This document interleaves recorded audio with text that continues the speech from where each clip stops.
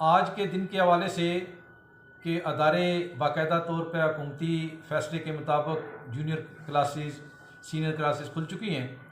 इस हवाले से आज इंतहाई मसरत है हमारे तलबा, उस्ताज़ा और वालिदैन में, और इसका हम खैर मकदम करते हैं इस फ़ैसले का कि हुकूमत ने बाकायदा तौर पर तालीमी सरगर्मियाँ शुरू कर दी हैं।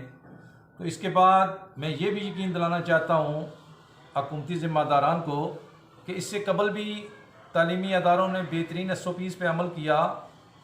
इस बार भी हम मुकम्मल SOPs पे अमल करेंगे।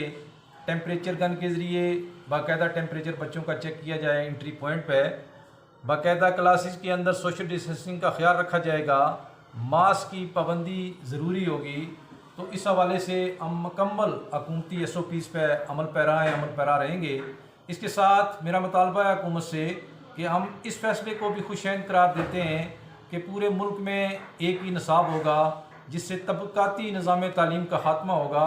लेकिन हुकूमत से मुतालबा है कि इस हवाले से वाज़ेह हिकमत अमली वज़ा की जाए और तालीमी सेशन अप्रैल से शुरू करने का ऐलान किया जाए।